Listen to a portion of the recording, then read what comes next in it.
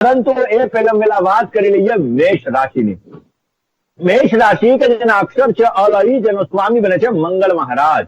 મેષ રાશિ વાળા જાતકો માટે આજે આવકના નવા દ્વાર તમારા માટે ખુલતા જણાશે. આજના દિવસની અંદર સ્નેહી મિત્રોથી તમને સુંદર મજાનો સહયોગ મળી શકે એમ છે.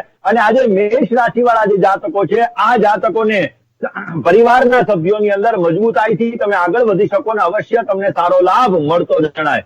રોજગારી માટે નવી તકો તમને પ્રાપ્ત થતી જણાશે. મેષ રાશિ વાળા જાતકોએ આજના દિવસની અંદર ભગવાન શિવની પૂજા અવશ્ય કરવી જોઈએ. ભગવાન શંકરની પૂજા કરવાથી તમને સુંદર મજાનો લાભ મળી શકશે અને તમારા કાર્યો સિદ્ધ થઈ શકશે. હવે વાત કરી લઈએ વૃષભ રાશિની.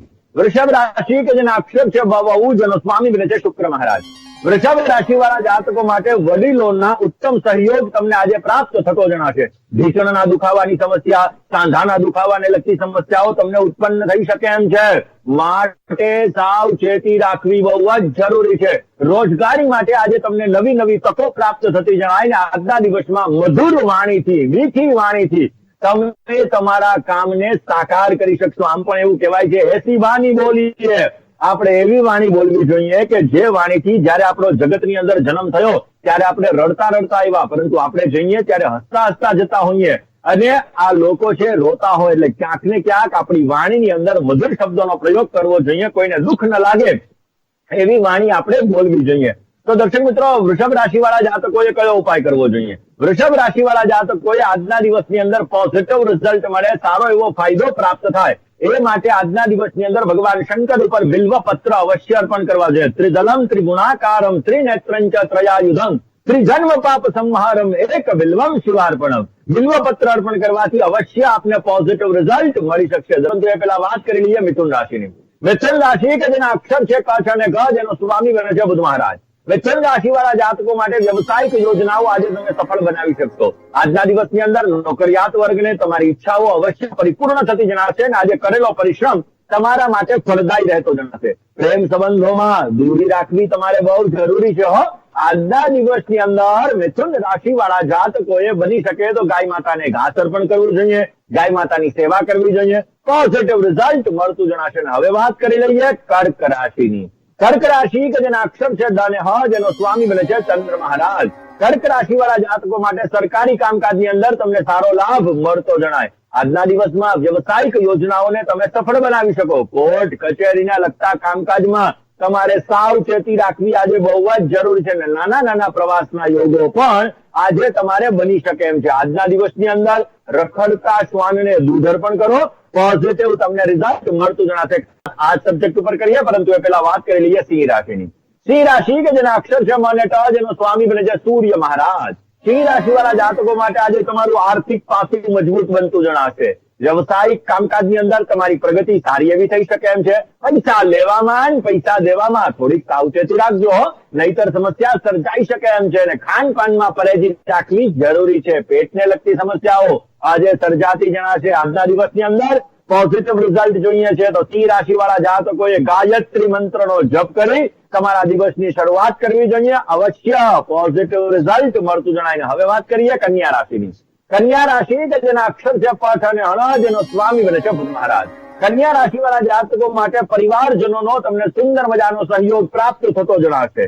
યાત્રા પ્રવાસના આજે સુંદર મજાના યોગો જણાઈ રહ્યા છે અને જેના લગ્ન નથી થયા આવા લોકો માટે આજે શુભ સમાચારની પ્રાપ્તિ થઈ શકે એમ છે. કારણ કે પિતૃ પ્રસાદાત ધન કનક સમૃદ્ધિ રસ્તુ પિતૃ પક્ષ ચાલી રહ્યો છે અને આ પિતૃપક્ષની અંદર તમારા પિતૃઓની કૃપાથી તમને લગ્નના સારા સમાચાર પ્રાપ્ત થાય એવા પણ સંપૂર્ણ યોગો જણાઈ રહ્યા છે. જમીન અને જમીનને લગતા રોકાણથી તમને પોઝિટિવ રિઝલ્ટ મળતું જણાશે.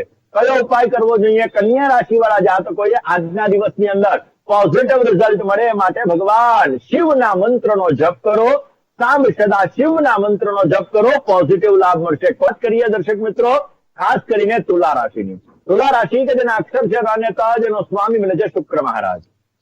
તુલા રાશિ વાળા જાતકો માટે આર્થિક બાબતોની અંદર આજે તમને સામાન્ય તકલીફ પરેશાની રહેતી જણાશે. નોકરિયાત વર્ગને કામકાજની અંદર નવી તકો પ્રાપ્ત થતી જણાય ને પારિવારિક સંઘર્ષથી તમારે દૂર રહેવું બહુ જ જરૂરી છે. કોઈ પણ નિર્ણય લેવો હોય સમજી વિચારીને નિર્ણય લેજો, અવશ્ય તમને પોઝિટિવ રિઝલ્ટ મળી શકે એમ છે. તુલા રાશિ વાળા જાતકોએ આજના દિવસની અંદર બની શકે ત્યાં સુધી હનુમાનજી મહારાજની આરાધના કરી, હનુમાનજી મહારાજની પૂજા કરવી તમારા માટે લાભદાયી છે. હવે વાત કરી લઈએ વૃશ્ચિક રાશિની. વૃશ્ચિક રાશિ કે જેના અક્ષર છે ન ને ય, જેનો સ્વામી બને છે મંગળ મહારાજ. વૃશ્ચિક રાશિ વાળા જાતકો માટે વિદેશને લગતા કામકાજથી તમને સારો લાભ મળતો જણાશે.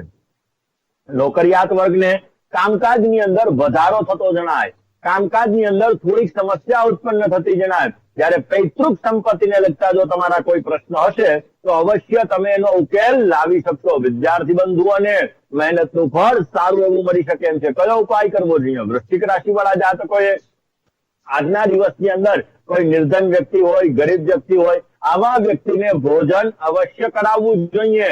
તમને પોઝિટિવ રિઝલ્ટ મળતું જણાશે. દર્શક, વાત કરી લઈએ દર્શક મિત્રો આપણે ધન રાશિની.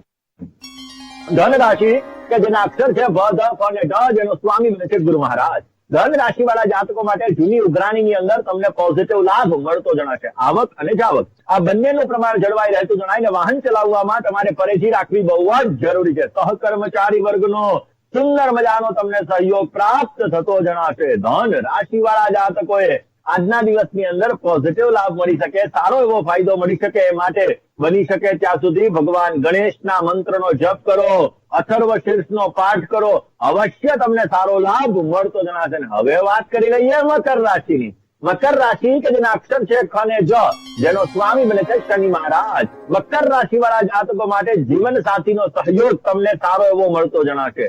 આજના દિવસની અંદર આવકના નવા નવા દ્વાર તમારા માટે ખુલતા જણાય. કોઈ પણ કામની શરૂઆત ધીરજથી કરજો, પોઝિટિવ રિઝલ્ટ મળી શકે અને મુશ્કેલીની અંદરથી માર્ગ પણ તમને મળતો જણાય. કયો ઉપાય કરવો જોઈએ? આજના દિવસની અંદર પ્રણમ્ય સરસાદેવમ ગૌરીપુત્રમ વિનાયકમ ભક્તાવાસ સ્મરે નિત્યમ આયુ કામાર્થ સિદ્ધય. ભગવાન ગજાનન ગણપતિ મહારાજની ઉપાસના કરો, અવશ્ય તમને પોઝિટિવ રિઝલ્ટ મળી શકશે.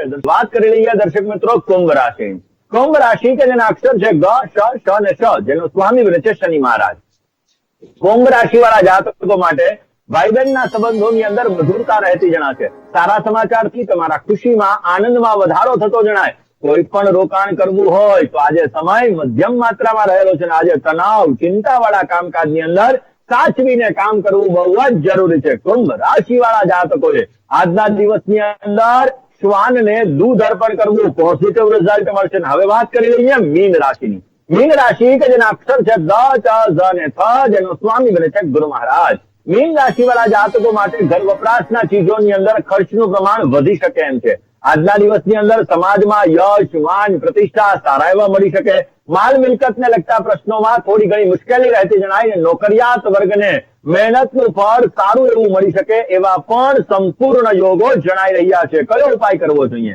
મીન રાશિ વાળા જાતકોએ આજના દિવસની અંદર ભગવાન શંકરના મંદિરે જવાનું, ચંદન અર્પણ કરવાનું, પોઝિટિવ રિઝલ્ટ મળતું જણાશે.